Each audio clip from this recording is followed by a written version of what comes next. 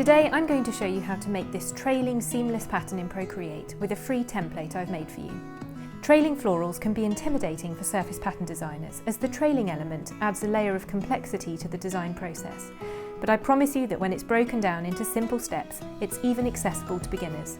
And when you use the template, all the hard work has been done for you. You can just focus on the fun part.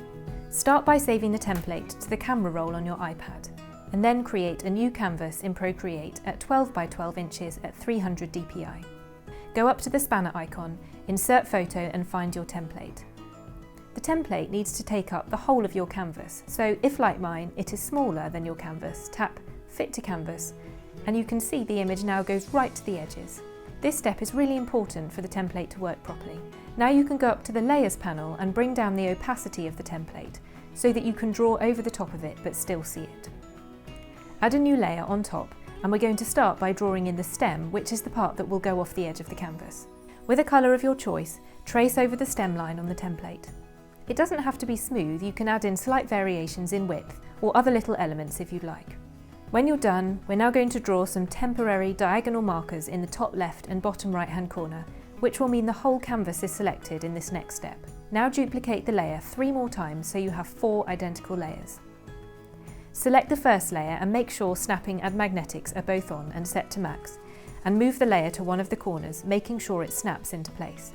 Move the other 3 to the other corners. Now you can merge the 4 layers together and rub out the temporary markers in the middle.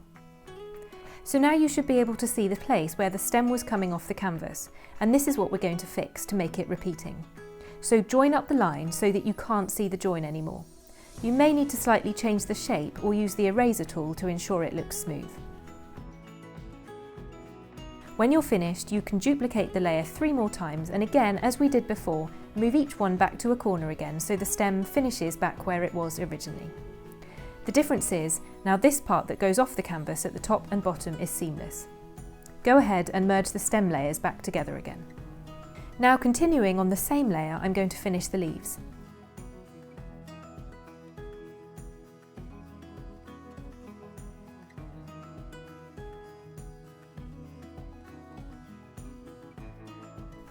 And I'm also going to add some details to these leaves in a new colour, so I'm going to create a new layer to do this.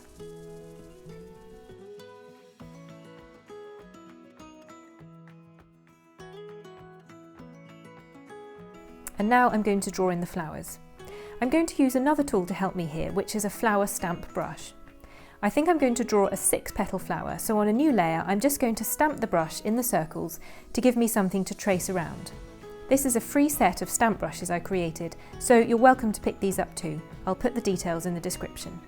Now on a new layer and with a new colour, I'm going to trace over these flower outlines.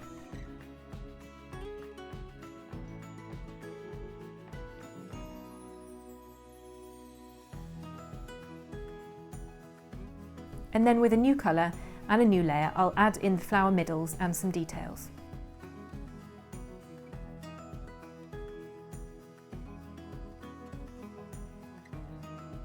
Now you can go ahead and delete the sketch layer and the flower stamp templates, and if you want to, add in a background layer. And we're done and ready to make the repeat. When I get to this stage, I like to duplicate the canvas so I can always come back to this one to make changes. To make the repeat, we need everything to be on the same layer except the background. So merge your pattern layers together, and again we're going to make some temporary marks in the top left and bottom right hand corners. Now duplicate the layer 4 more times so that this time you have 5 layers. Now select the first layer and make sure that snapping and magnetics are both on. Move each of these layers up into the corner and ensure it snaps into place. You can see that the original layer is still in place. Now merge the top 4 layers together, and we're going to hide the original layer for a moment so that we can rub out the temporary markings. Now you can hide the other layer and rub out the markings on the original layer. And there we have it, a beautiful seamless trailing pattern using a template.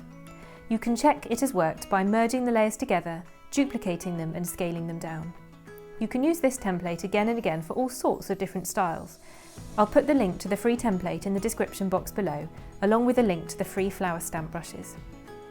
If you've enjoyed this process, I also have a pack of 20 templates that explore lots of different styles, including ditzy and symmetrical patterns, as well as 4 different trailing styles.